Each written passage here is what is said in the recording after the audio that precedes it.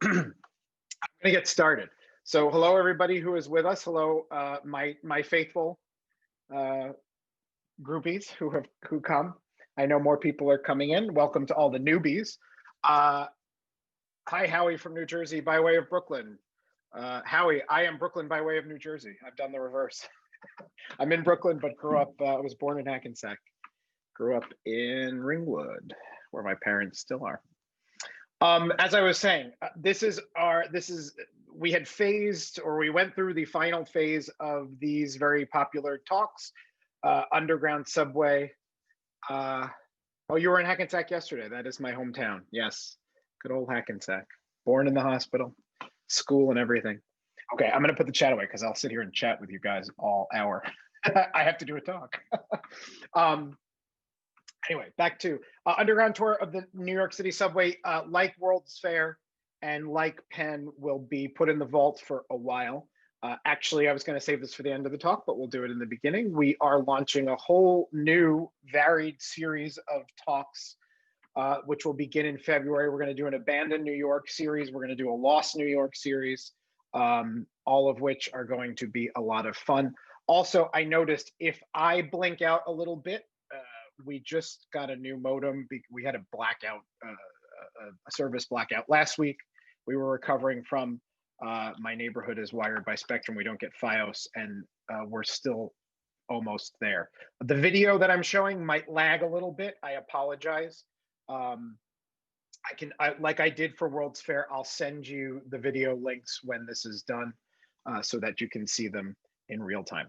But let's get started. This is Worth Street. For those of you who know, for those of you who are new, welcome. This is a survey of a lot of the sort of history of the subway, also a couple of abandoned spaces. For all of you guys who have been regulars and who have been on this talk multiple times, the new information that I've added on today is Second Avenue subway. So last time I think I added on some new Alfred Ely Beach and some other new stuff.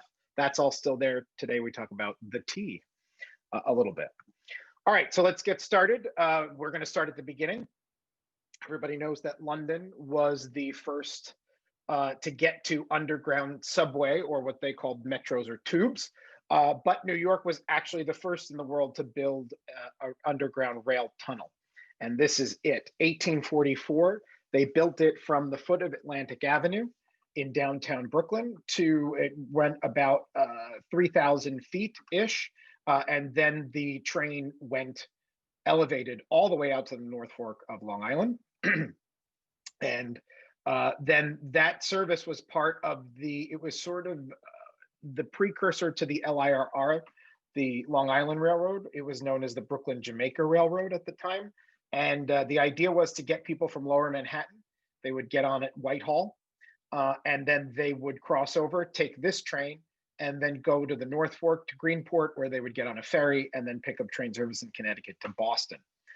This was put in as a concession to the merchants and upper class of downtown Brooklyn on Atlantic Avenue, who complained of the trains, which were, very volatile technology. The engines would often explode. They were loud. Steam all over the place, coal smoke. So they put them underground for a while. Now, this was legend for many, many years. The tunnel was sealed up about 10 years after they created it. It didn't last very long. And this is the route, as you can see here along Atlantic Avenue. Where that circle is actually where the Bob Diamond tours entered the tunnel. And we'll talk about those in a second. And that's as far as the tunnel went. It was not a very long tunnel. It was basically to appease those Southern Brooklyn Heights residents.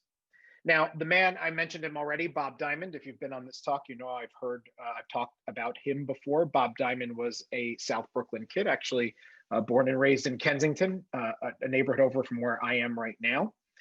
As I've mentioned before, I used to see Bob in the supermarket that we share quite a bit before he's basically taken to being homebound, I believe now.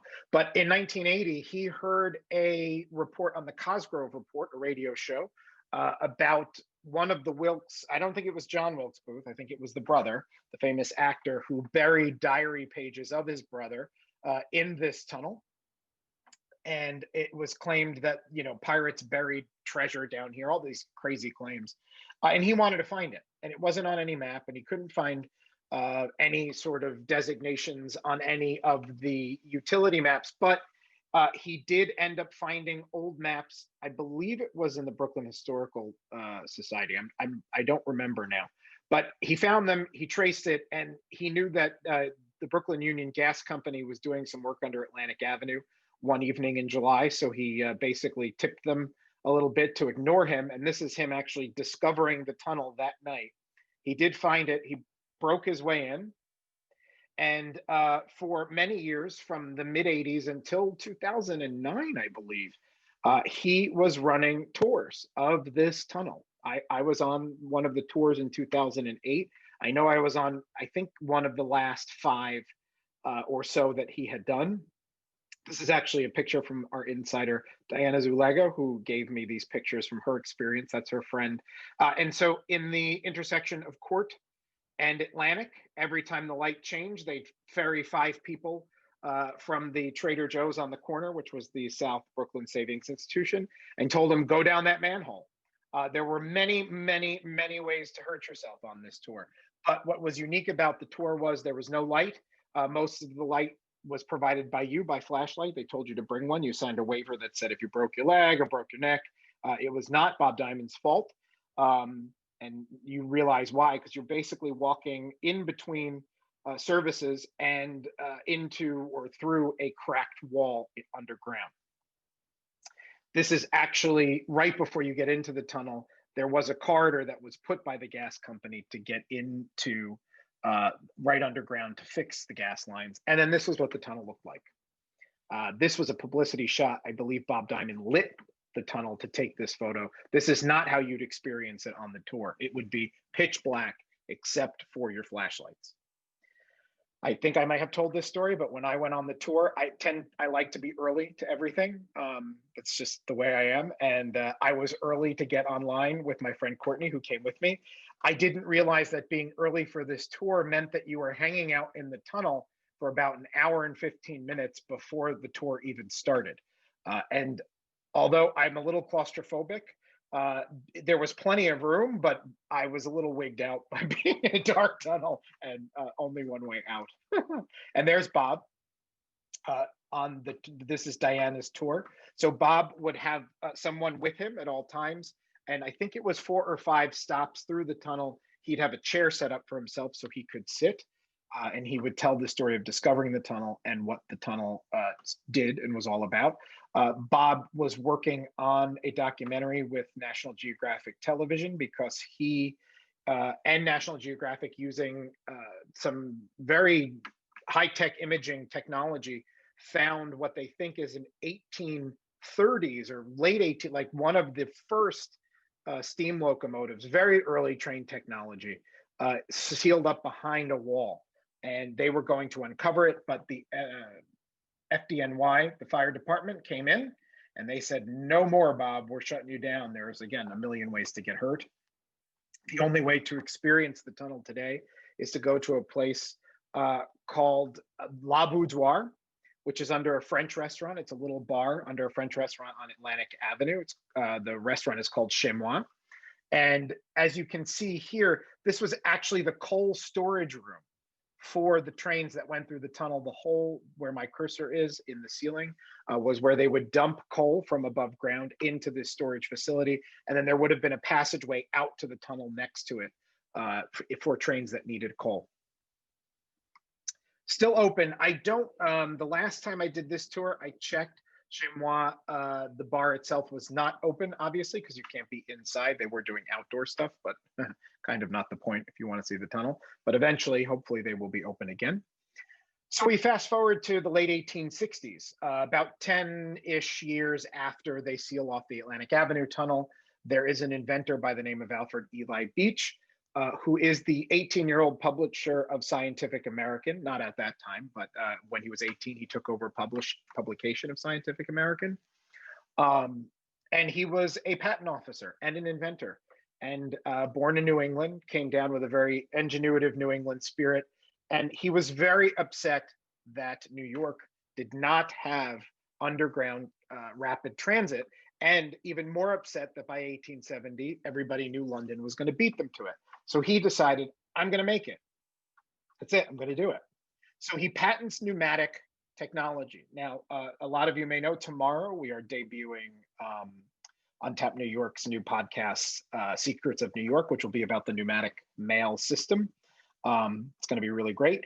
But Alfred Eli Beach is actually one of the first people to take out patents on pneumatics. And his cover story was he was doing it for mail tube technology. But what he was actually doing was creating a subway tunnel and this first subway system. And this was a prototype. Now, Alfred Eli Beach was at the time at the mercy of New York's very corrupt political machine known as Tammany Hall.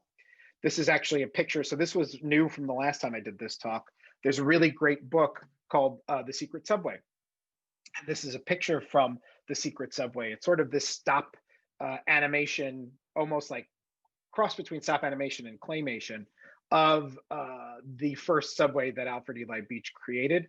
And what he did was at 258 Broadway, he rented the floor level or street level and basement level of a department store called Devlin's. And you can almost see the whole sign at the top there. Devlin's was actually, again, a Boston clothier. And he brought in, through the cover of night, gentlemen who worked in secret to build the tunnel 1 block between Murray and Warren Street. Why in secret? Because Boss Tweed, who was the head, William Marcy Tweed, who was the head of Tammany Hall, did not want him to build the subway because he held the patent to it. And that meant that Boss Tweed, who was a fat cat of corruption, could not make any money on it. He did, and this is why I love this image. He got a shield from Europe. So shield technology to sort of hold the street up as they kept tunneling forward. And this is a depiction of the gentleman, mainly immigrant workforce that he used underground to build that tunnel in the cover of night under the city's nose. It's right across the street from City Hall, by the way, and Tweed Courthouse, which Tweed was in the process of finishing finally, because it took decades and millions of dollars. And here it is. And then what happened is he built this very ornate station room downstairs under Devlin's, and he invited the public finally, once it was built, to come in. He charged them 25 cents. This is 1870. That's a lot of money in 1870. And 400,000 people came and did it. And what I love about, again, these illustrations are everybody's very exaggerated, but what isn't exaggerated is sort of the level of elegance that Alfred Eli Beach brought to the experience for people to ride this underground pneumatic tube subway. It was almost set up like a living room parlor. He would serve lunch. It was open from 2 to 6 p.m. When after he opened it for on the weekdays and on the weekends, 400,000 people came. And I believe, yes, again, I don't know about the quality of this video, but we'll try it. Here is the preview of the book.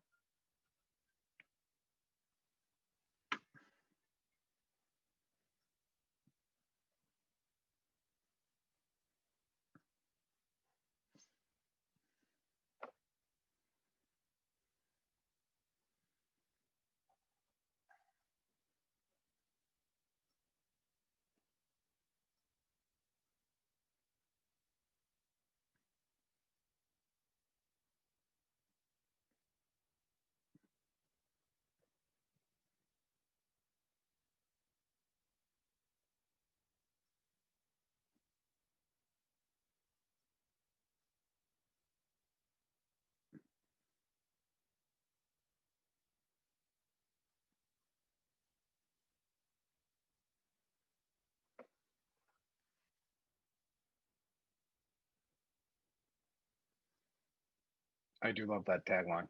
Sometimes it takes just an idea to get things rolling.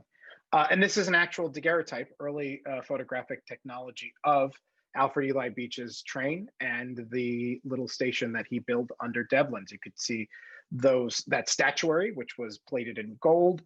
Inside the subway itself was a long velvet couch, as you could see from that preview. People sat on these plush couches that almost were like, riding a parlor through a subway tunnel. Could you imagine having a couch on the subway?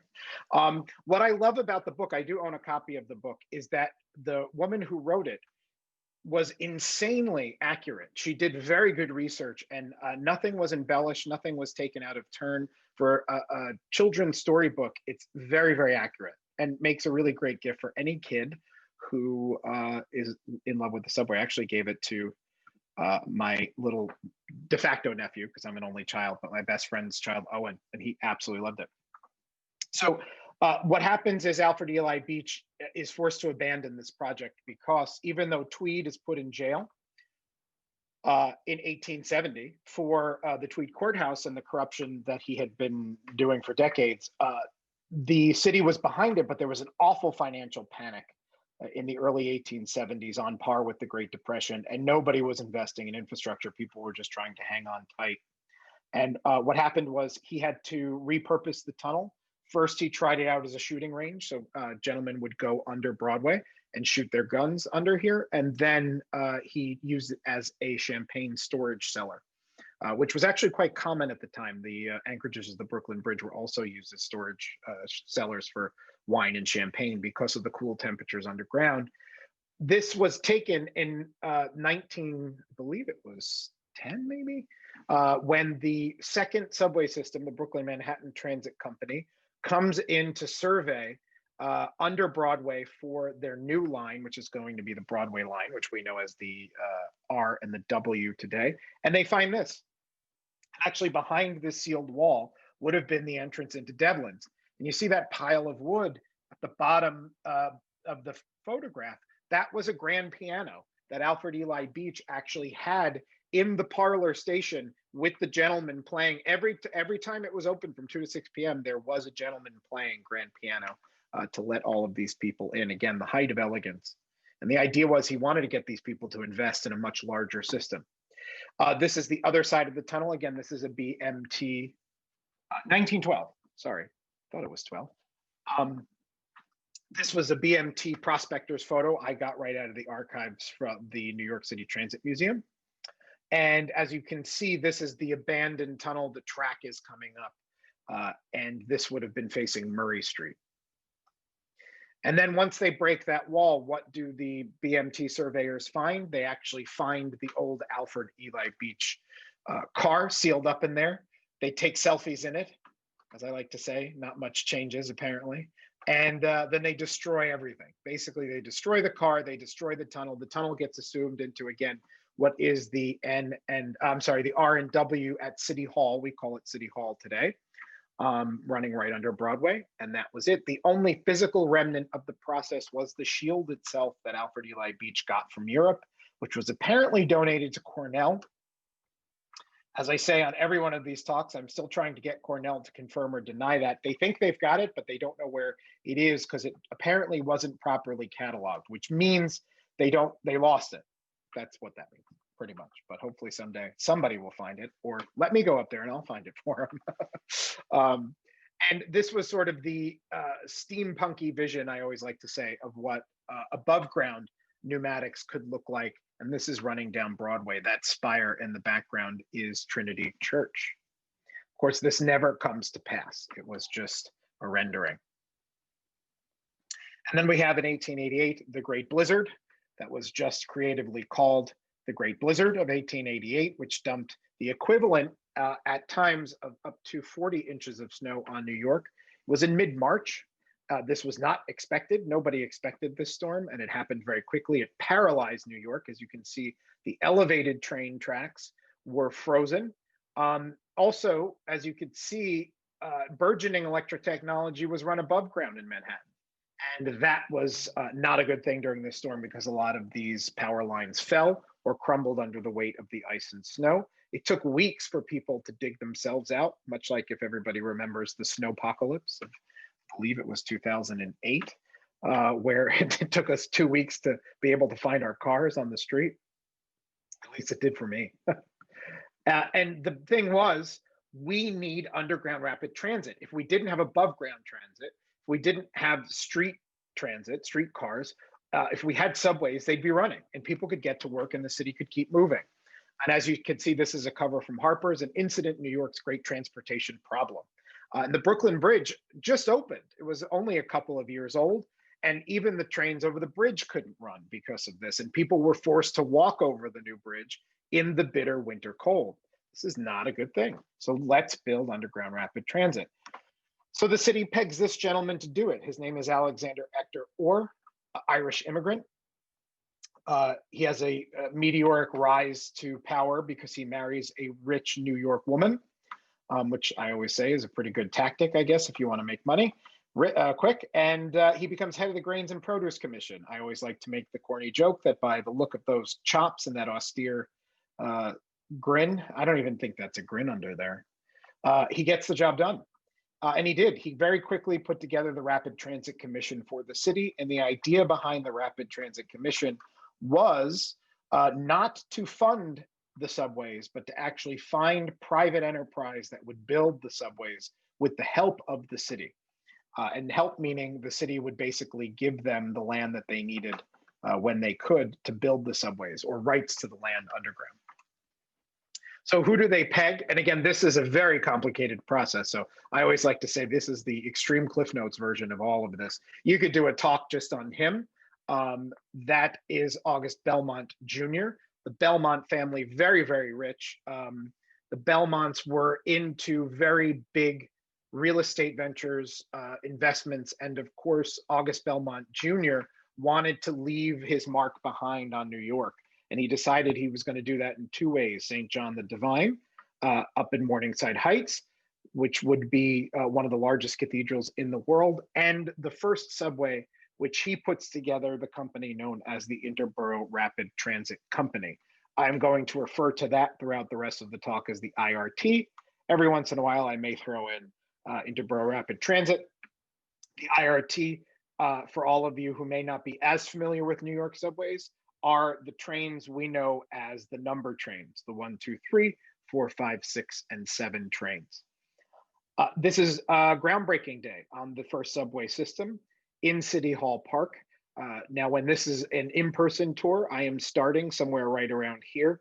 I like to show everybody that this is where we would be standing, exactly where they broke ground. There is no commemoration, there's no plaque, there's no nothing.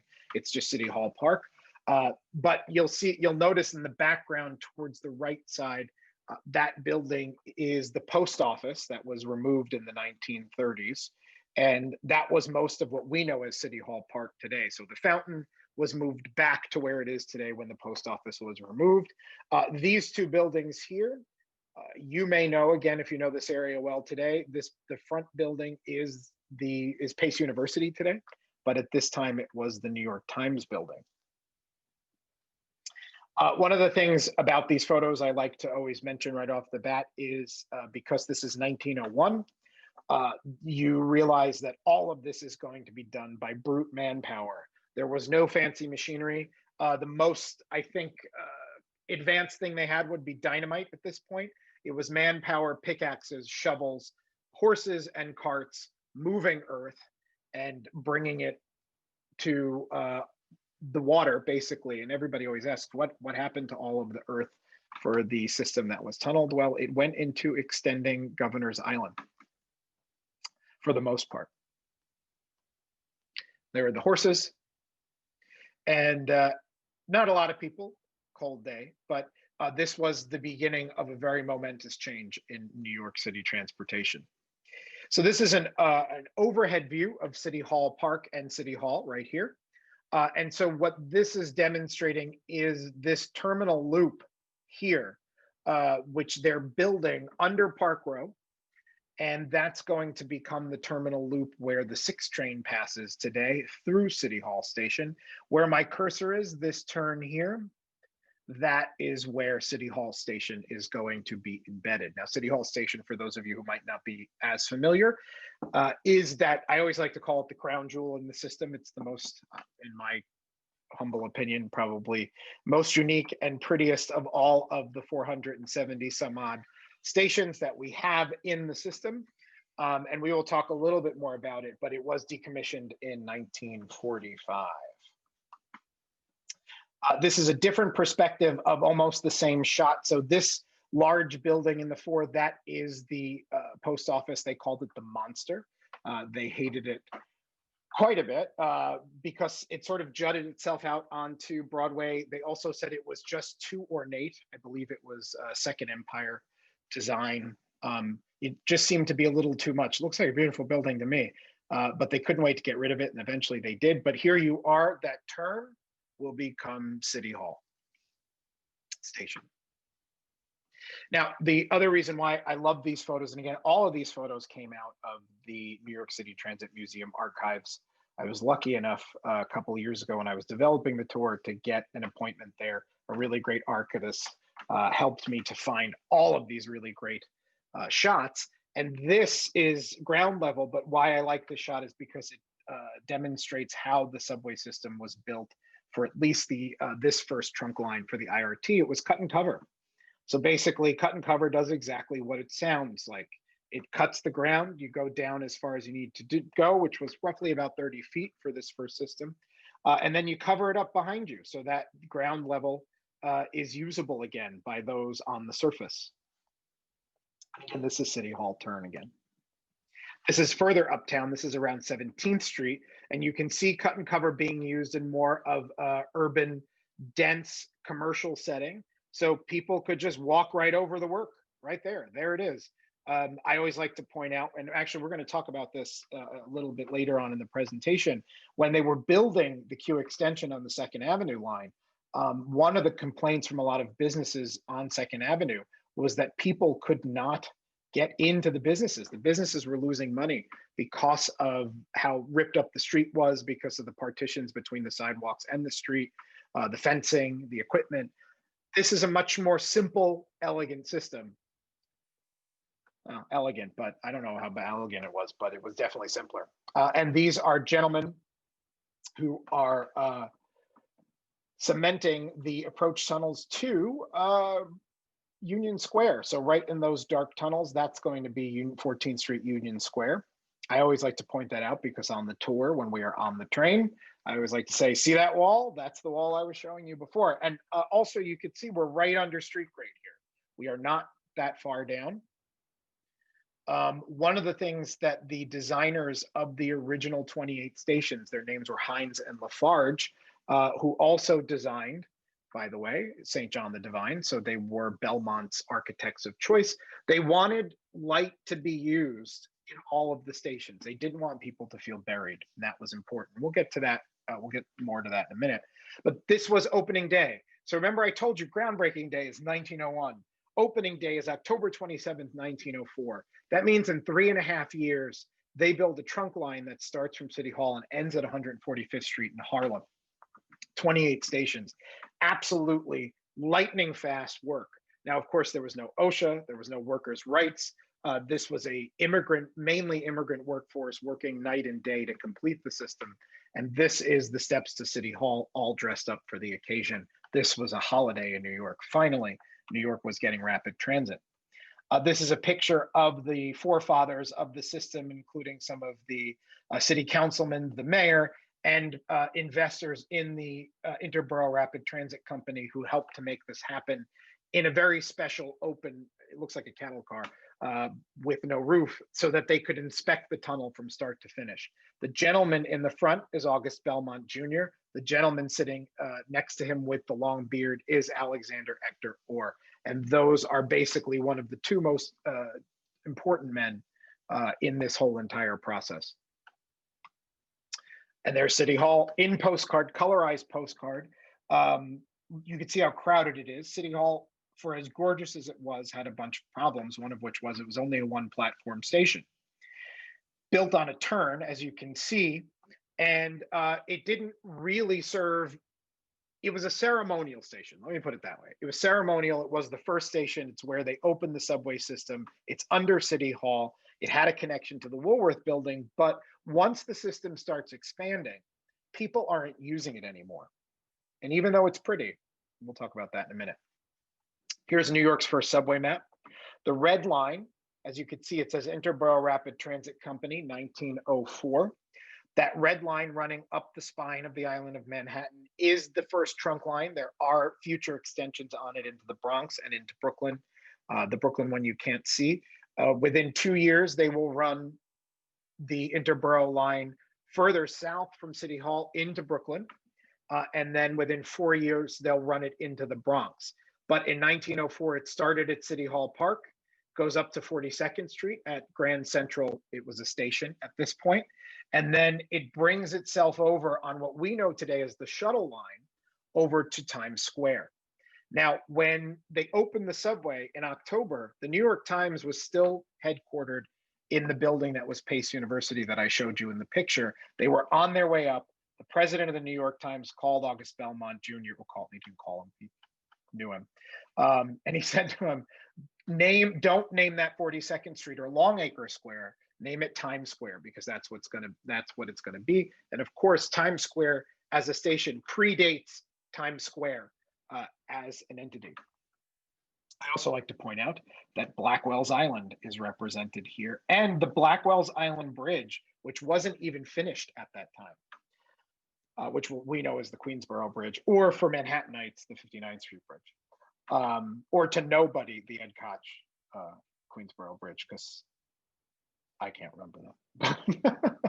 But the blue lines, by the way, in case you are curious, were the elevated lines that the IRT assumes ownership of after they are formulated in the early 1900s. But the elevated lines had been running their way through Manhattan from the late 1860s up through when they were decommissioned in 1940.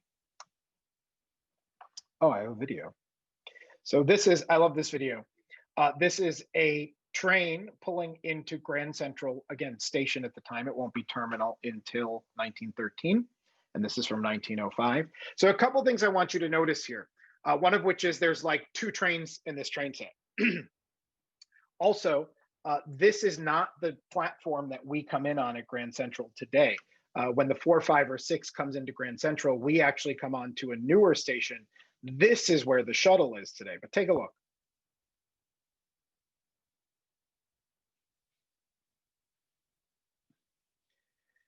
Or maybe not.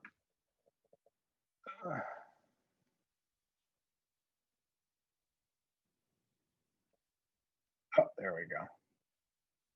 Again, sorry, this is the internet lag that I've been experiencing.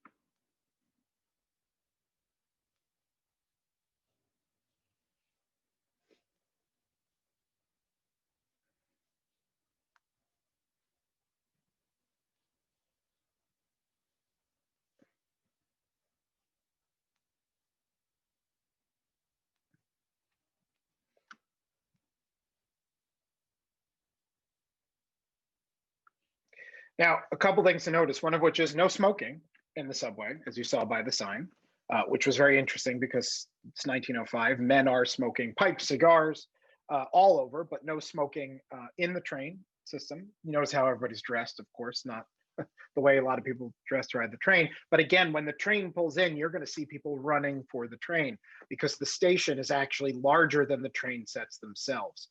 And that was a rarity back in 1905.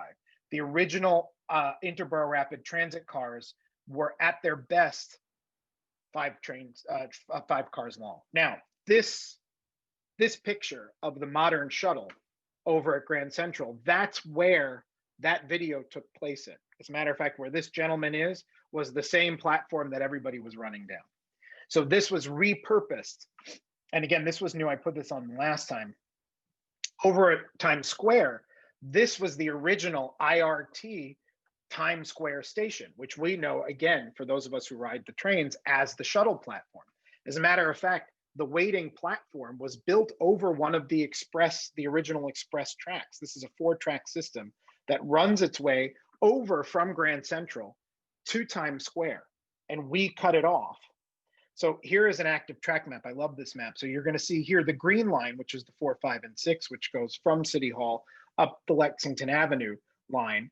Well, it used to connect and keep going up the red line here for the 1, 2, 3, but it was closed off, I believe, in early as 1919. It didn't last that long because as of 5 years after they opened the system, they begin to connect the west side with the 1, 2, 3 moving south, mainly to connect to Penn Station. And then they start plowing north on the Lexington Avenue line past Grand Central. So this is utilized as a connecting shuttle. But as you can see, these gray platforms were platforms that were added to service the shuttle. This is, I believe this is a Robin picture. It might be an Aaron picture though. But this is for you're getting a little bit of another tour here. You're getting the subway art tour. We would bring people to this because we started Times Square. This is where the old 1904 connection would connect the east side to the west side. So this is looking through the 1, 2, 3 tunnels. Behind us would be the tunnel toward Grand Central. I think this is a video. This is a video, I believe, of the 2 train going by. Or maybe it's the 3. No, it's the 1.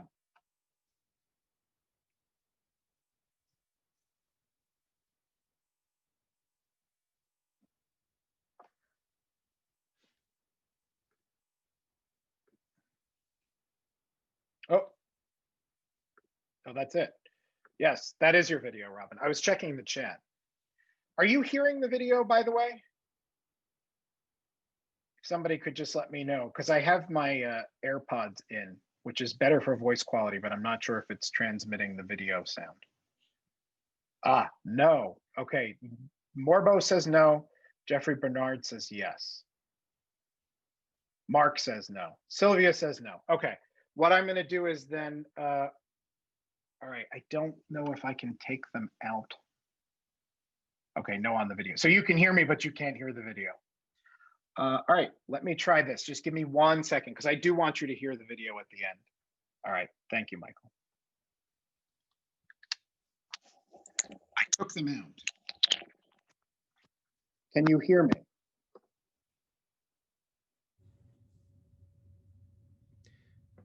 Can you hear me now? Yes, okay, good, thank you. All right, so we'll do that. Sorry about that. I thought it would be better voice quality wise, but I want you to hear the videos. So we'll keep going. All right. Now, the problem was they opened the system up. Of course, hundreds of thousands of people ride it on the first day, and if that keeps going, and people love the subway. New Yorkers want to use the subway. And so what happens is, because the train sets are too short, you got 5 maximum, you can't deal with the hundreds of thousands of people who want to ride the trains during the day. So what do New Yorkers love to do within months of the system opening? They start complaining. And this is actually a political cartoon from the New York Herald. What you're going to notice are people piled all the way up the stairs onto crowded platforms. The sign says 3 hours to Harlem, and the trains that are coming in are called the Interborough Rattled Transit. And you'll see in the center, it says trains run at the company's convenience. So there has to be a solution to this. Now, the city immediately wants the IRT to expand its service. But of course, they only have what they have immediately. And what does the city do? Well, the city looks to creating another competitive company. We'll talk about that in a second. These are the track schematics for Brooklyn Bridge City Hall, which is right here, which we know today as the 456 Brooklyn Bridge City Hall, which then leads into that loop, that turnaround loop. This is City Hall Station right here. And again, if you get on a 6 today southbound and it turns itself around to make it an uptown train, you go through City Hall. And that is something we do on the tour. Also, just take note how tiny as a platform City Hall is. There is Rafael Guastavino III, the son in the Rafael Guastavino duo, who is overlooking the 14 support arches, which make up the vaults of City Hall Station. Now, I know a lot of you have been on my multiple Guastavino talks. I know I've said this before. The Guastavinos hated photographs of their work because it was patented proprietary technology that they were doing with these multi-layer terracotta tiles.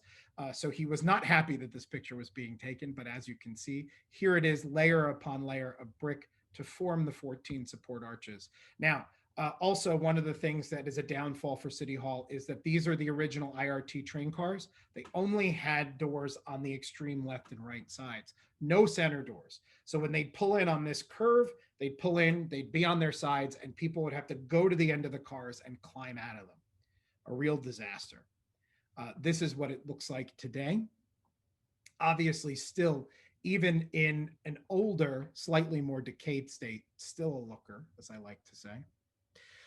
One of the things, these leaded glass windows that bring in light from above ground, actually on the tour, I show everybody where the portals are in the park. A lot of that glass has been deteriorated, is not there. This is the mezzanine level. And of course, you can see the beauty of the tile work that the Guastavinos did. And as I like to mention on the Guastavino talk, this was sort of the beginning of them producing their own tiles. They had a production facility in Woburn, Massachusetts. And they started getting into more decorative tile instead of just the very plain white tile. Here's a postcard from 1905 where you see the train turned up on its side. You see people bunching all to one door to get in.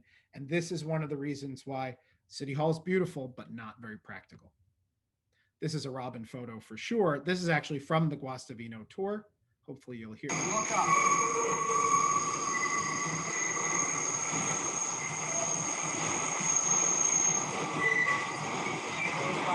I mean, that's how short it is. When you're riding the train, it's so tiny, it goes by very quickly if you don't catch it right. It's hard to video, too. But Robin, that was a pretty good job. And you can see the mezzanine lights, the naked incandescent light bulbs are on. I've been through 2 weeks ago, I think I went.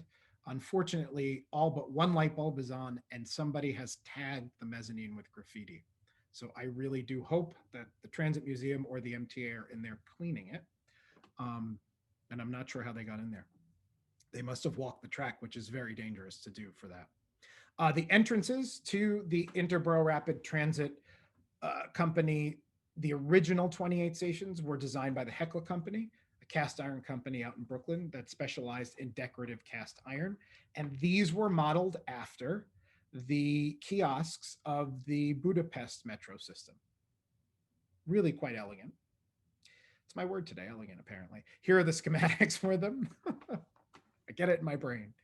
And all of these were ripped up in 1940 when the city took control and unified the entire subway system. They took these out. They were probably in a sad state. They did not want to invest in fixing them, so they ripped them out.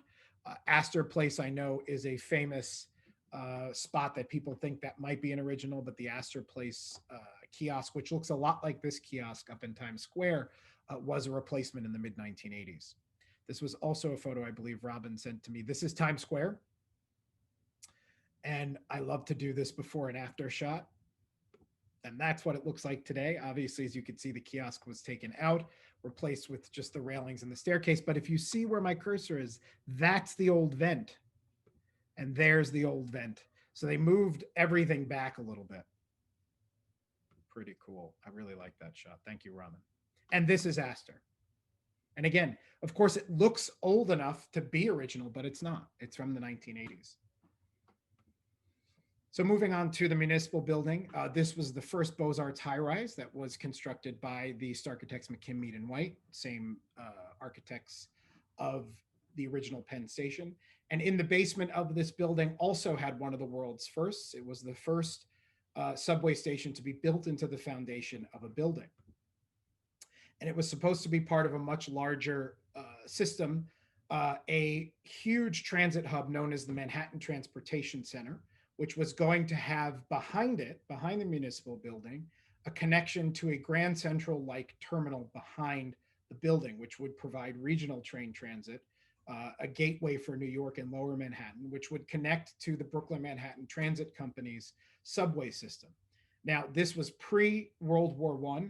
We go to World War I with only phase one built. Phase one was the municipal building and the terminal, subway terminal that was built under the municipal building.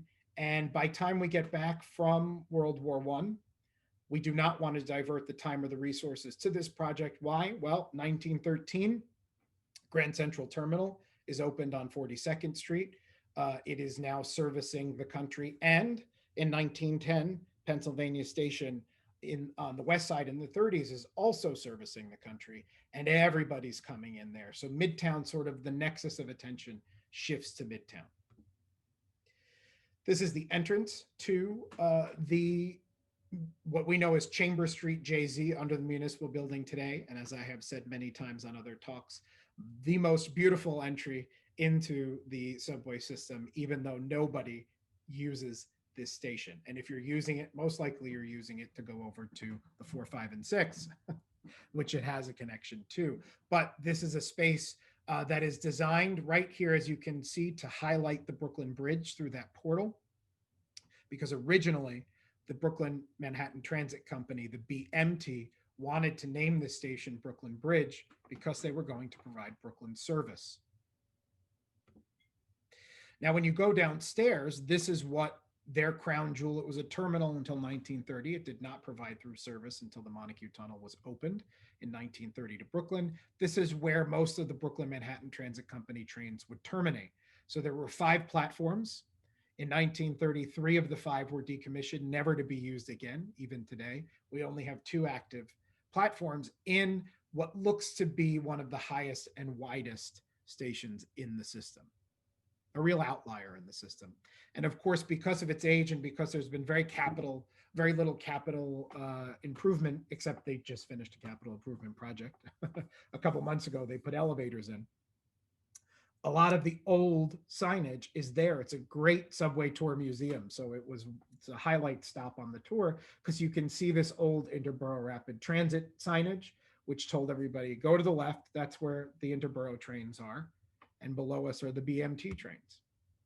Now, downstairs, there were these old mosaics that were depictions of the Brooklyn Bridge because, again, it was supposed to service the Brooklyn Bridge. But at the last minute, they scrapped the plans because the pitch of the ramp to bring the trains from this terminal, or this station, it would have been at that point, over onto the bridge, much too steep. The turn was too severe, and they were a little concerned that the bridge was not going to be able to handle the weight of the trains. 2 things I always like to point out, and again, we're on the honor system for everybody who's been on this talk. There's something missing that is very iconic of the Brooklyn Bridge here that actually ticked off the BMT owners when they came to inspect their new station. They looked at these mosaics and they said, that's not the Brooklyn Bridge. It could be any bridge anywhere. There's something very subtle to the naked eye that's missing. If you'd like to, if you're new to the talk and you want to take a guess, go ahead and put it in the chat. I'll let you know if you were right at the end. And again, for those of you who've been on the talk before, which I know are quite a few of you, be good. And of course, there's a little Statue of Liberty.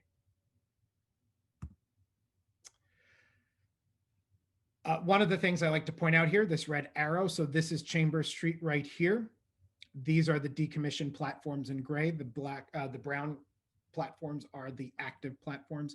I like to point out the Star 5 because that's the ramp that was originally built in the 19-teens to service the Brooklyn Bridge, but are no longer used today. You also notice Star 7. Star 7 here is Worth Street, the decommissioned Worth Street station, which we will pass through on this tour a little later.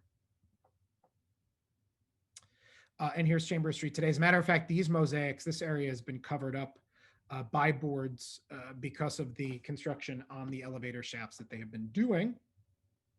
I am hoping that they are also trying to preserve the mosaics behind those partitions today because it would be a shame to lose them. Now we'll talk about entering the system a little bit, which I normally do before we, on the physical in-person tour, before we go into Chambers Street. But before the token, there was the ticket. And this was a really, really inefficient system.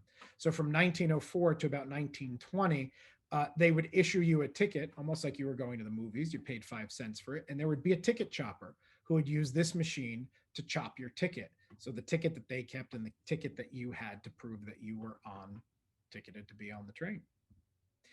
In this old photo, you'll see the ticket chopper is right there. That was most likely the man who would have operated the ticket chopper once there was somebody who needed it. And no turnstiles, just gates, as you could see here. And a lot of alcohol ads. And this is the first issued subway ticket, which is at the Museum of the City of New York. You could see 5 cents, good for one continuous trip on any line. There was only one. Drop in gate before entering train. So that was the side that got dropped in. Massively inefficient. People would have to wait for somebody to chop the ticket. There'd be lines. And so, as you can see in this elevated press, no more waiting in line, 1921. No more standing in line. A nickel is your ticket. So they created turnstiles, basically. And instead of getting tickets, because it's 5 cents, you just drop a nickel in. Go right in. Change making booth at every station and plenty of gates. So this was definitely a sea change. So what happens is the fare is 5 cents from 1904 to 1940. In 1940, they raised the fare to 10 cents. And it is 10 cents from 1940 to 1953 when they have to raise it to 15 cents. So now when it's 10 cents, they just rig the turnstiles to take dimes. When it is 15 cents, well, as you know, we do not in America have a 15-cent coin. So the subway system needs to provide their own coinage. And of course, at this point in 1953, the system is unified. There is no longer 3 private companies, the IRT, BMT. We'll talk a little bit about the IND in a bit. Now it's all under the city, and the city can control how people get into the system across the system. So they invent the token. And as you can see, all of the minted tokens from the 50s all the way up to some of the last mints in the 90s. They stopped minting tokens in the 90s. It was announced in 93 that the Metro card was invented, and that was going to be eventually the way people would get into the system. And then in 2003, they phased out tokens altogether. I do remember that last day. I did have tokens I did not use. Then I lost them. Thankfully, Robin gave me some tokens to use on the tour. And it's MetroCard ever since. And I can happily say that I have officially transferred over to the Omni system. So for those of you who have been in the subway recently, post-pandemic, all of the subway stations now are fit with Omni, which means you can tap your debit or credit card and go right in. Bad side to that is there are no monthlies. So that's for one train only. But since I'm not riding the trains every day, it's okay right now. But I think monthlies will be coming. So you've heard me refer to the BMT quite a bit because of the municipal building and because of Chambers Street. But the BMT was that second company that the city wanted to create to provide the capitalist competition to get the IRT on their toes, to improve the system, extend the system, and to provide more service. And the BMT actually is or was originally the BRTC, the Brooklyn Rapid Transit Company, which was conglomerated, I think in the 1870s or 1880s, when Brooklyn, as its own independent city, took all of the private lines that service downtown to Coney Island and made them one system. And of course, Brooklynites preferred trolleys over subways at the time and elevated systems. That's why we have the Dodgers. We have the Brooklyn Dodgers because Manhattanites called Brooklynites trolley Dodgers. There's a BMT manhole cover that I spotted. I think this was back in September when we were doing an in-person insiders event down on 90 Sand Street. So this is probably a connection down to the Q tunnel. Now, one of the things that the IRT needed to do as part of this capitalist competition, because the BMT existed, was to improve their service. They needed to extend their train car sets from 5 to at least 10. And we can have anywhere today from 10 to 12. But the original Hines and Lafarge 1904 stations on the 1904 line were only 200 feet long. How do you extend train sets when there's no platform for the people to use for half the train? Well, guess what, guys? You got to go down and extend the trains the platforms. So what do they do from the mid 1940s to the late 1950s? They go through the original 28 stations and build extensions. They add about another 200 feet, doubling the size of the station to accommodate larger train car sets. And I love this picture because this is literally like time traveling. On the right side, you have 1904. On the left side, you have 1956. This is Spring Street, uptown. And you can literally see the difference. It's night and day between original and extension. Here's another good way to look at it. There's a this line in the wall. You can see the difference of the printed font, sans serif, on the wall there. That I like to call it like a light avocado green, which my grandmother's old refrigerator was in the kitchen in Hackensack. And then you cross right over into the Heinz and Lafarge Beaux-Arts looking stations with the fayances, which we'll talk about, and the cast iron columns, very different from the naked square pillars that are behind it. And here are the fayances. So terracotta, double fire glazed station emblems created so that people who could not read knew where to go. So for Spring Street, if you couldn't read spring on the mosaics on the wall, you put an S, because in 1904, 30% of the city's population either couldn't understand English because they were immigrant or didn't read, period. And you'll notice it has all of the Heinz and Lafarge embellishments, lots of floral representation on the walls in the faience. Those are poppies, because poppies were rumored to grow in this area above where Spring Street is today. I'm really wondering if you guys who've been on these talks, you could probably lead this talk now, huh? I should turn them over to you. Now, really great. The daylight. Remember, I said this in the beginning of the tour. Heinz and Lafarge wanted to provide daylight because you're right under street grade, so that people who were going underground didn't feel buried. And there it is. Much like Penn Station, as I've talked about on the Penn tour, concrete, glass block, and that's a sidewalk basically. So you could see people walking above you. This is Spring Street, the same station that I was showing you in this picture. But this is pre-extension. So this is 1905. The wall in the fore would be busted out and extended 200 feet. This was not an easy task, by the way. I have pictures of it later on, a little later on, where for the Worth Street station, you had to reroute services like gas. You had to get permission from people who own the buildings above these extensions to use the underground passages. It was very, very tough.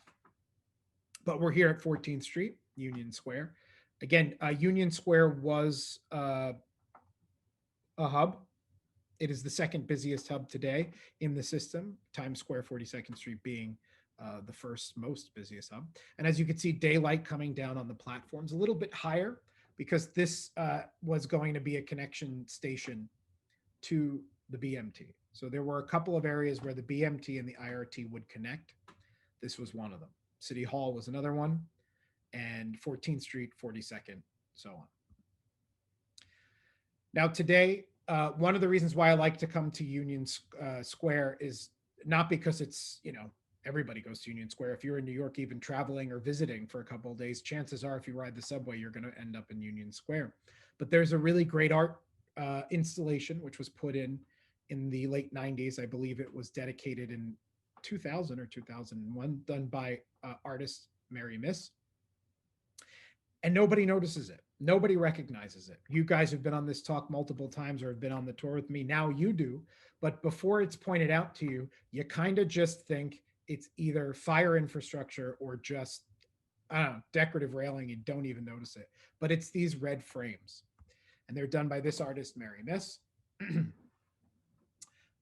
And I have had the pleasure of actually walking through Union Square with Mary Miss on a different Untapped project that we did. I'm very good friends with Aaron Assis, who is our artist in residence, who's actually here today, somewhere off camera. And Mary talks a lot openly about this project. And what she wanted to do was she wanted to bring awareness to the infrastructure of the station, but also the history of the station.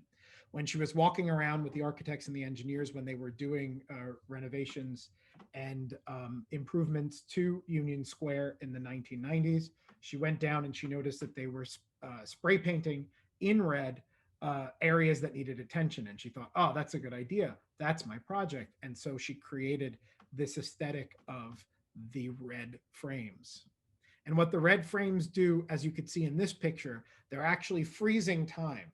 So that's an old set of tile and the mosaics from the 1915 end of Union Square for the NQR, which is the BMT, or was the BMT. She puts mirrors in them as well so that you can catch a reflection of yourself looking at them, or some of the red frames also have messages, which you could use the mirrors to look at the messages that run alongside the frames. And so the showstopper, the central piece of Union Square, are the old Hines and Lafarge walls, which Mary basically told them leave them where they are. She got 6 slices of them in differing states of decay. She puts a red frame around them, and in sort of the ceiling or the top of the frame, she gives you the message of who the architects are. Hines and Lafarge are written up there. Gruby Faience, which was Gruby was the company that made the faïences with the eagles with the 14s in their shield. And the year 1904, when these walls were opened up to the world. And there's 1904. There's Gruby. Robin, I think that's one of yours. Also this one. What I love about these is this. You can just stand behind what used to be a subway wall and see sort of, I would like to call it, it's almost like a cake, a layer cake of what made up an original 1904 Hines and Lafarge subway wall. This, I love this one so much, it gets featured on this tour because of the history. And then it also gets featured on the Subway Art Tour, which is a separate tour, goes to completely different places with the exception of Union Square. We have to make a connection here to the L. And I always love to bring up Mary's project. This was Mary's favorite, this exit to street sign. She loved the color of the blue of the tiles. And again, she's, for the Star Trek nerd in me, I always like to say she's creating these temporal rifts where she's sort of freezing the 19 teens in one spot with the 1990s renovations all around it. So because of these extensions that were put in from the 1940s to the 1950s, early 1960s, I believe 61 was the last extension.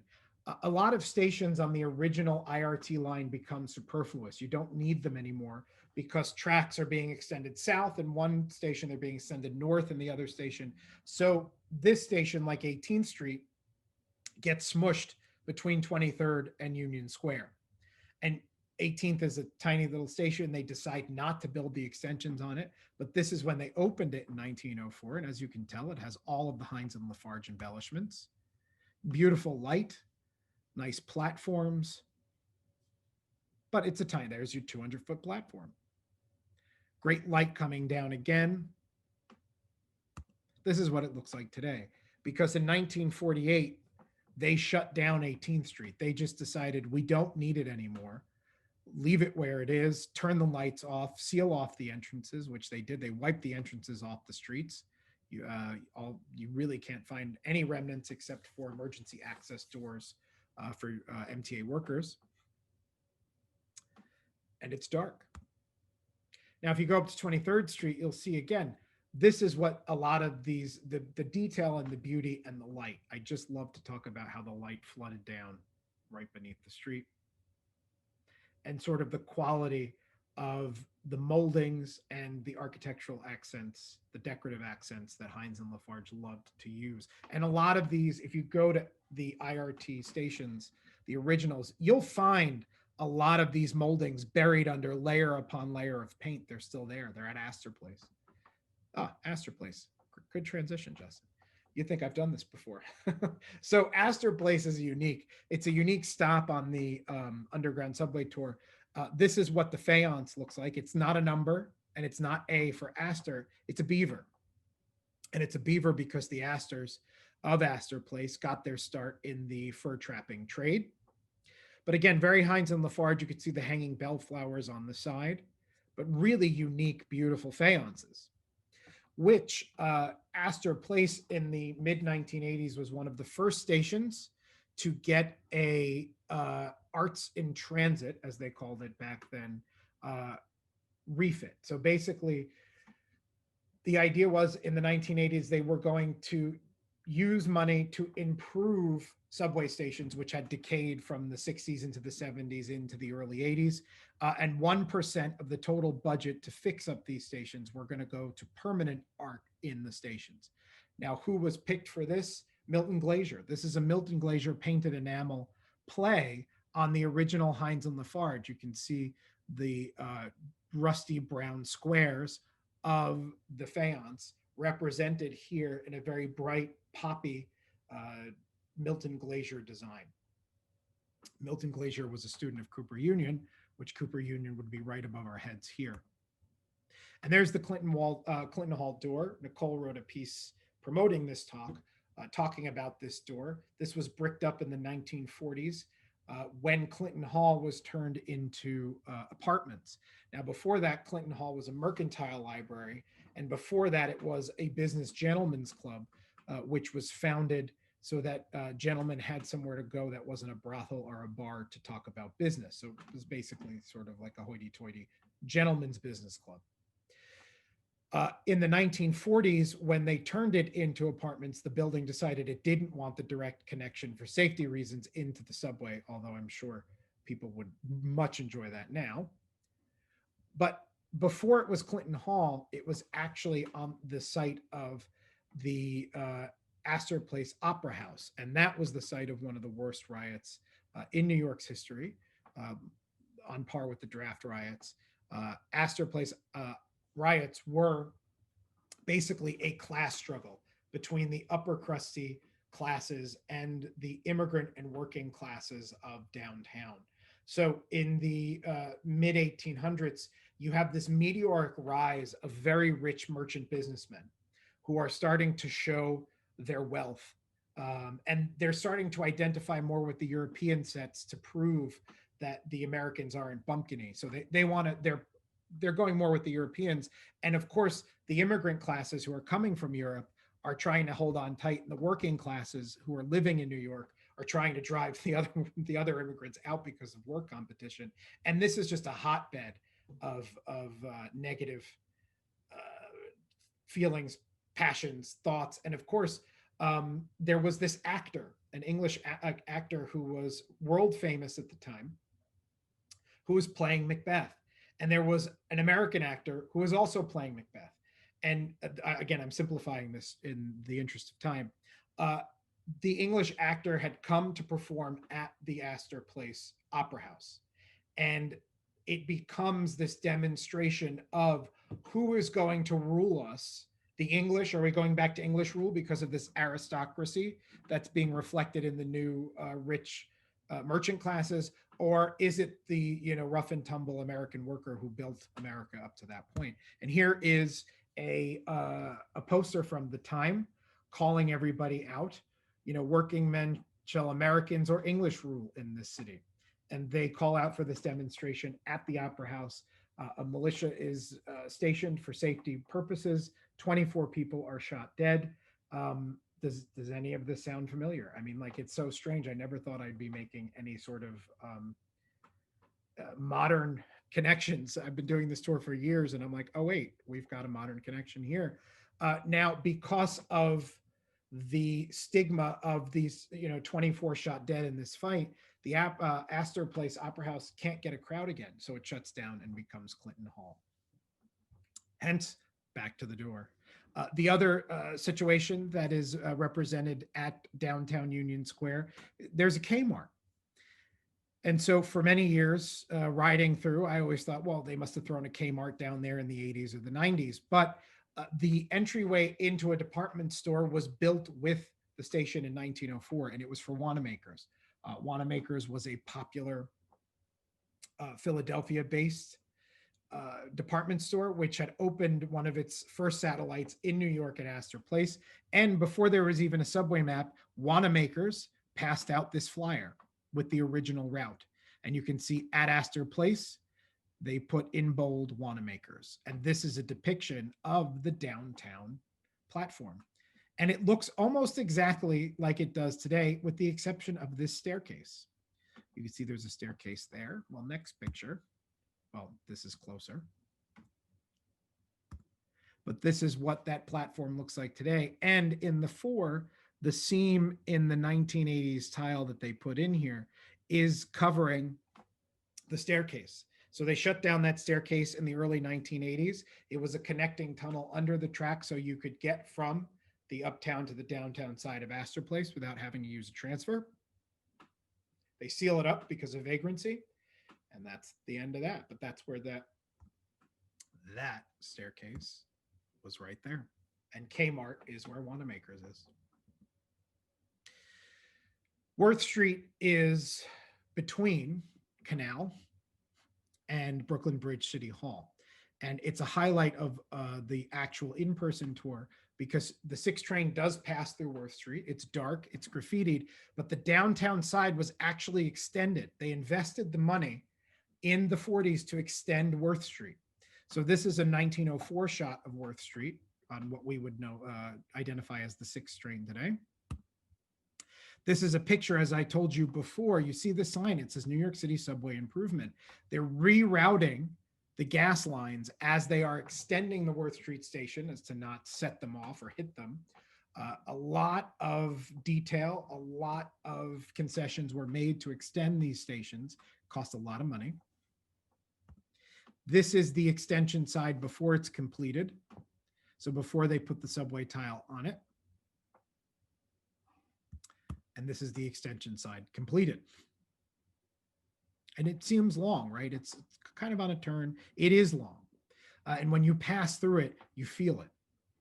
And I do believe, we've got this announcement article from 1962 from the New York Times saying they are going to shut down Worth Street because it's going to ease jams. Because, you know, when you've got trains leaving from Brooklyn Bridge City Hall and the next station is, you know, feet away, it jams up the whole work. So they shut it down and they go from Brooklyn Bridge City Hall to Canal like they do today. And that was enacted in 1962. This is what Worth Street looks like today. You see all the bottles on it. This is what, remember this picture?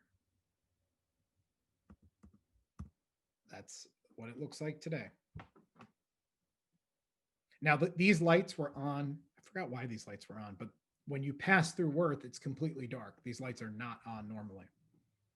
I usually bring a flashlight on the tour. And this, I believe, is a Robin video. I believe this is from the express track from a subway art tour when Aaron and I rerouted the tour because the L wasn't working. So this is a little further back on the express line, but when you're on the underground subway tour, we're on the 6, it's much closer, and they're usually going slower because the 6 is going to terminate at the station, the next station. But let's take a look. And you're going to see what's going to happen is you're going to see the mezzanine level pull up. You're going to see the staircase.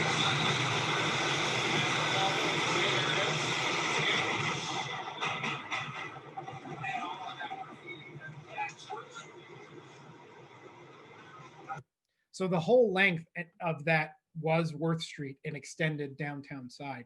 And again, when you're on the 6, you're not going as fast as you are on the 4 or 5, which is where that video was shot. I do not have a video from the 6. It goes a lot slower, and you can really, sometimes there was even one tour where a guy, I think, was sleeping on the platform and he jumped up when he saw my flashlight come through the window. So the third line, we're almost done, but the third line is the IND. The city in the 1920s decides it's going to get into the business of building subways because it knows within a decade or so, and it is within a decade, they're going to buy up the independent lines. They're going to buy up the IRT and the BMT, but there's still more train service to be provided.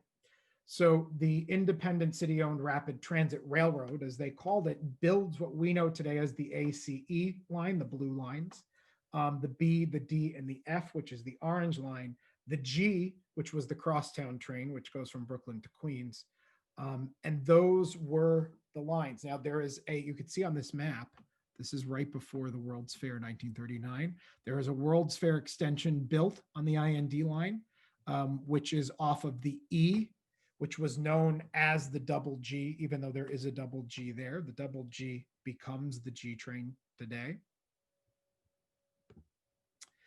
And once all of the system is unified in 1940, it all comes under the auspices of the New York Transit Authority or Transit Company, which then, because of the sad state of the economics of the city and the state in the late 1960s, Rockefeller creates the Metropolitan Transit Authority in 1968, which is what we still know today in New York as the MTA. And they are still running transit here in New York and statewide transit as well. But in the 1970s, they wanted to unify all the disparate signage from all of the separate companies that were creating signage from 1904 up until the 1960s, because it was very confusing for a rider. So they bring in Massimo Vignelli, who is an Italian graphic designer who designed using Helvetica, which at the time was a fairly new font, a very hyper modern font. And what he does is he takes the old designations. Now, most people referred to the lines based under the streets that they traveled and the company that owned them. So, the BMT Broadway line or the BMT Brighton line or the IRT Lexington Avenue line, but they did have numbers and some of them had letter designations. And Vignelli said, let's use those to actually cement the names of the trains. And this is very different from what we have today, but it's also very similar. So you see the A train is really the A train. There was a double A. Most of the doubles that you see were express lines. You can see the 1 and the 2 maintain their red color, but there was a sort of tealish 3. The double K no longer exists. The Q and the B were one line. And what also Vignelli did was he created this subway map, which he would be the first to correct me and say, it's not a map, it's a diagram. And he got a lot of crap for it because New Yorkers said, this isn't useful. Look at this thing. I love it. I think it's so great to look at. But as a map, which he says it's not, it's a diagram, which there is a difference. It was harder to see where you were going and what connected to what in certain spots. I mean, Times Square is just a rainbow of colors up there. But so many New Yorkers I've spoken to have so many fond memories of this map just because it was an iconic piece of New York, whether you liked it or not.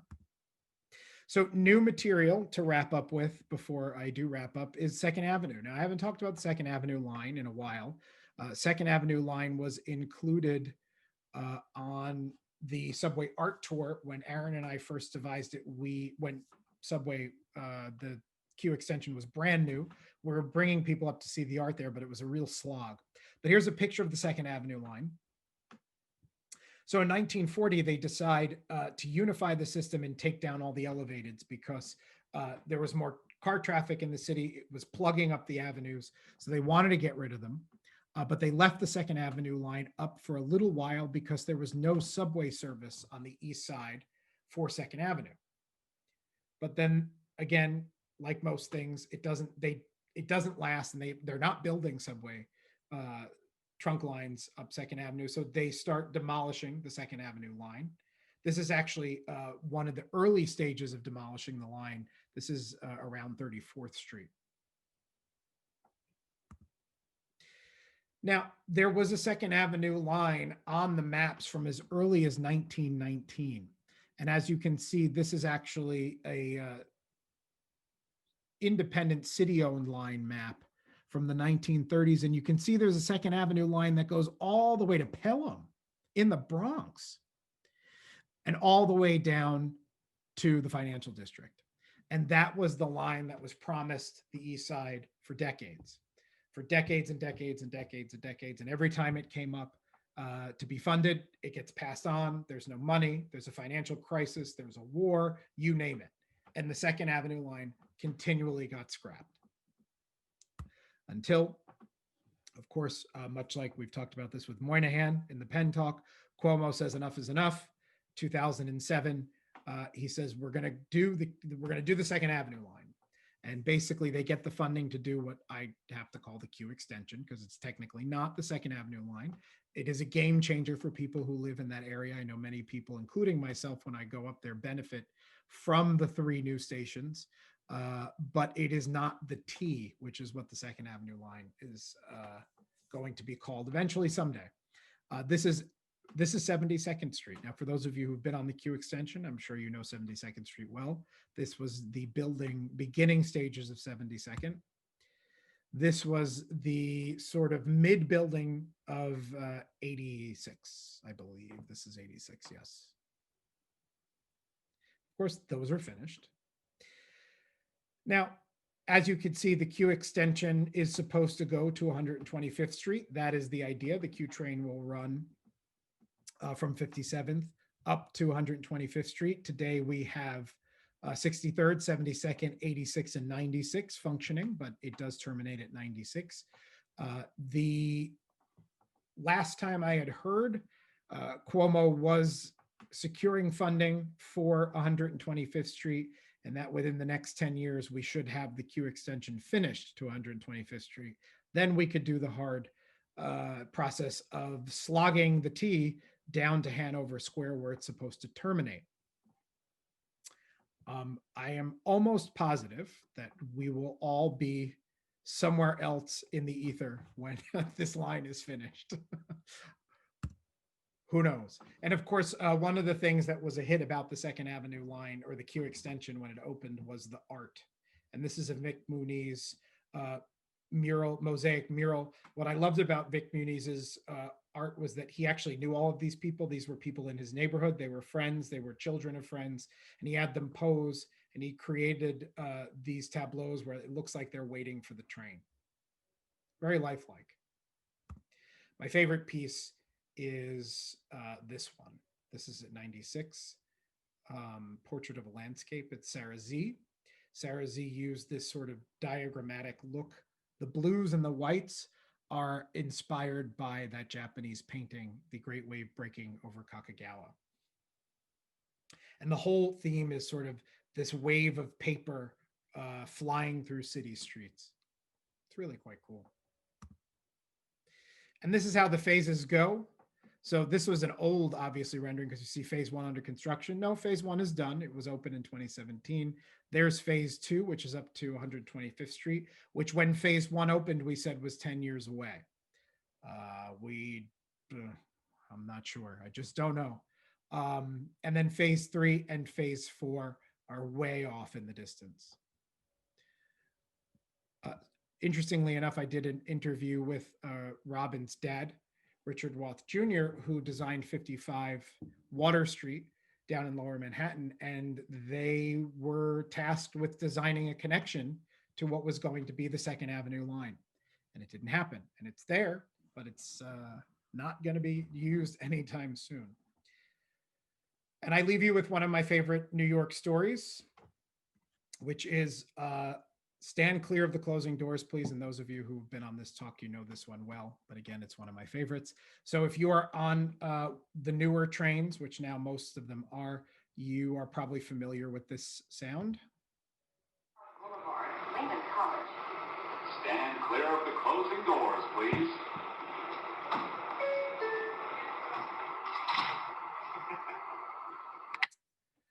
So that is a real person. Charlie Pellet is his name. He is a New Yorker. He works for Bloomberg Radio, and he is recorded. He is the stand clear of the closing doors guy. On one of our underground subway tours, Mandy Edgecombe, one of our great guides, Mandy, was giving an underground subway tour. And here's Charlie talking on the train as they're going through City Hall on the 6 in the loop. And she turns around and she goes, "Wait a minute." And he nodded, and he did a video with Mandy. And this is what I leave you with. Love this video. Hi, this is Charlie Pellet. I'm with Mandy, and yes, it's true. I'm the stand clear of the closing doors guy. But Mandy, you know what? Can you do it? You do it better than I do. Give it a try. Stand clear of the closing doors, please. You're not bad. Thank you so much. My pleasure meeting you. I don't tend to be a jealous person, but Goddamn, I'm jealous. During a tour, no less. She said the tips were just amazing. So I thank you all very much for joining me. I will go to the chats and the Q&A if you have any. Let's go Q&A first. Michael, can 1, 2, 3 connect to 4, 5, 6 or no because they're permanently blocked connection? Do you mean, Michael, do you mean up at the shuttle? They technically cannot anymore because the 4, 5, 6, as far as I know, was rerouted under Grand Central. So it would be, I think it would probably be very hard, if not impossible, to get the 4 and the 5. It would be much easier to get the 2, the 3, and the 1. They could lift that temporary plating up and utilize the track. But again, the express tracks, one of them was covered to make track 2. Farah, what was the detail omitted from the Brooklyn Bridge mosaic? Let me check before I tell you to see if anybody got it.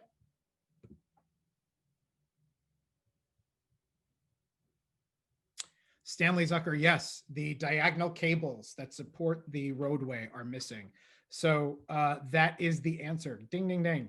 Farah, that was the answer. So the Brooklyn Bridge has 2 sets of supporting cables that hold the roadway to the larger suspension cables, and it forms that crisscrossy spider web look, which is unique to the Brooklyn Bridge that Washington Roebling did more as a psychological addition so that people wouldn't fear that the roadway was gonna fall off the bridge. Morbo, thank you very much. Thank you for joining me yet again, Morbo.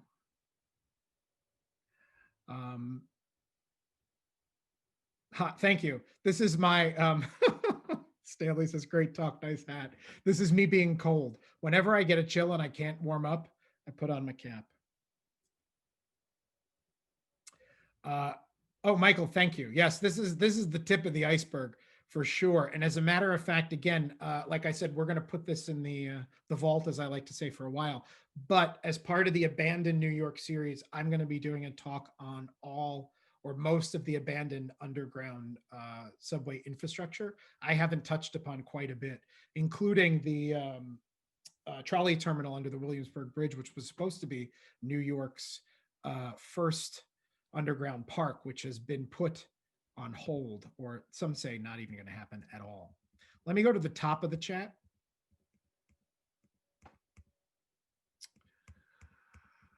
Yes.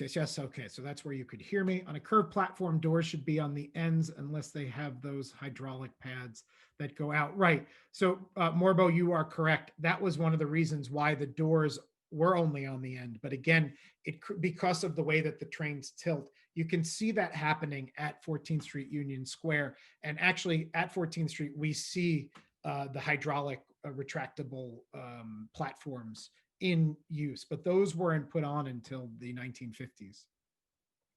Could more than one ticket be purchased? Yes, Jeffrey, yes, you could. The 34th Street station on the 1, 2, 3 lines was connected to a Kmart, which has since closed. Yes, that is true as well. I am not sure though, Jeffrey. I don't know if that was original to that station or not. I'm not sure. Whereas the Kmart space was Wanamaker's in 1904. I don't know if that Kmart space was used, probably, but I'm not sure. Not much variation in the colors. Daniel, no, the double letters are the locals. The Express had single letters. Oh, yes, I'm sorry. I always, you are right. And Morbo, you are right. I always confuse that in my head. Sorry. Sometimes I get things in my head and they reverse, even though I know. So thank you for correcting that. Robin, my favorite story. Yes, that's true.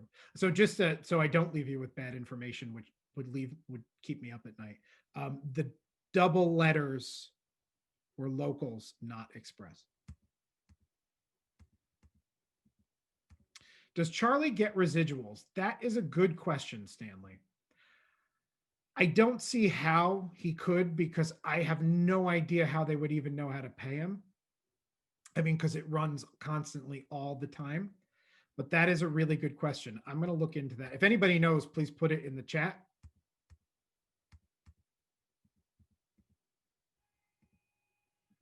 Yes, South Ferry was finally extended. That was expanded. They put in a whole bunch of new great art at South Ferry, which is featured on the Dutch New Amsterdam tour.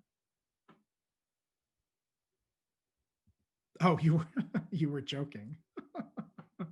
I wish there was a font for humor. Yeah, no, I don't think he does, but he does get called in to do certain other announcements. Not always, but you'll hear him doing other things than stand clear of the closing doors, please.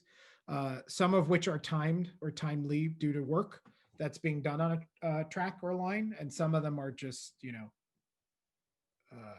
other announcements that run periodically as reminders to the writers.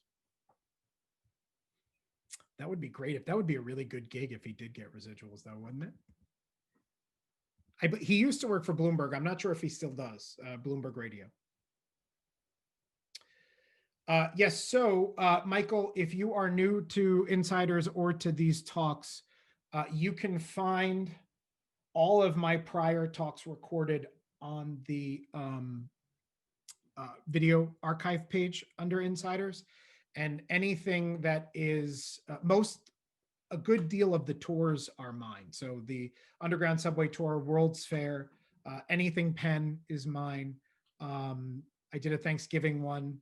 The list goes on and on. In the listings for further future tours, you'll see my name. It'll say Chief Experience Officer Justin Rivers will be leading us on. So tomorrow, as Robin said, see you tomorrow. Founder Michelle Young and I are going to be doing a dual program where Michelle is talking about the launch of the new podcast that mainly I appear on, but that's mainly her baby. But I host all of the insider programming, whether it's me leading it or not. I'm always the guy who says hi and gets everybody set up to go. So you'll see me no matter what. But I am launching a whole new series of experiences in February. The first one, I'll give you a spoiler alert. I think one that's coming up February 11th is going to be the Crystal Palace and the Ladding Observatory, which is the Crystal Palace was considered to be one of New York's finest buildings when it was built. Really, really cool topic. I'm really excited about it. So good. Yes, Robin, see you tomorrow. Yeah, no. I think we could safely say he does not get residuals, but if anybody ever sees Charlie, ask him. He'll probably get a good chuckle out of it. All right, everybody, if there are no further questions, thank you again for joining me. Always a pleasure. And I will hopefully see most of you tomorrow at 5 p.m. for the launch of Secrets of New York, the pneumatic tubes of the Postal Service. And the hits keep coming. So have a good night, everybody. Thank you again for joining me.